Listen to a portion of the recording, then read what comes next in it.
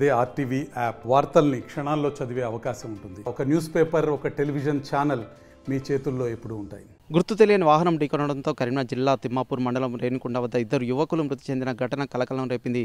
బెజ్జంకికి చెందినటువంటి భాను ప్రకాష్ తన మిత్రుడైనటువంటి నరేష్ని కూర్చోబెట్టుకుని కరీంనగర్ నుంచి ఉదయం 3 గంటల సమయంలో బెజ్జంకి వైపు వెళ్తుండగా వెనుక నుంచి గుర్తు తెలియని వాహనం ఢీకొనడంతో ఇద్దరు యువకులు అక్కడికక్కడే మృతి చెందడం జరిగింది. వారి కుటుంబ సభ్యుల ఫిర్యాదు మేరకు కేసు నమోదు చేసి దర్యాప్తు చేస్తున్నట్లు ఎస్ఐ శ్రీకాంత్ వెల్లడించడం జరిగింది. ఇరు కుటుంబాల్లో విషాద ఛాయలు అలుముకున్నాయి. ఒకవైపు పోలీసులు, స్వచ్ఛంద సంస్థలు రోడ్డు భద్రతా నియమావళిని పాటించాలని వెల్లడించినప్పటికీ సైతం కొంతమంది వాహనదారులు, అంతేకాకుండా ఇతరత్ర రోడ్డు భద్రతా నియమావళి పాటించకపోవడం, హెల్మెట్ పెట్టుకోకపోవడం, అంతేకాకుండా సీట్ బెల్ట్ ధరించకపోవడం వల్ల కొన్ని రోడ్డు ప్రమాదాల బారిన పడుతున్నారు. కొంతమంది క్షతగాత్రులు కొంత ఇబ్బందుల పాలైతే కొంతమంది ప్రాణాలు పోతున్న పరిస్థితి సైతం నెలకొంది. కొంతమంది తీవ్ర గాయాలతో బయటపడుతున్నారు. మరి కొంతమంది ప్రాణాలు పోతున్న పరిస్థితి సైతం నెలకొంది. ఖచ్చితంగా రోడ్డు భద్రతా నియమావళిని పాటించాలి. ప్రతి ఒక్కరూ బయటకు వెళ్ళేటప్పుడు హెల్మెట్, సీట్ బెల్ట్తో పాటు పరిమితికి మించి ప్రయాణాలు చేయొద్దు అంటూ అధికారులు వెల్లడిస్తున్నారు. స్వచ్ఛంద సంస్థలు సైతం కొంత అవగాహన కల్పిస్తున్నప్పటికీ రోడ్లపైకి వచ్చేవారు వీటిని కేర్ చేయట్లేదు, నాకేమవుతుందిలే అన్న ధీమాతో అయితే రోడ్లపైకి వస్తున్నారు. తర్వాత రోడ్డు ప్రమాదాల బారిన పడుతున్నారు.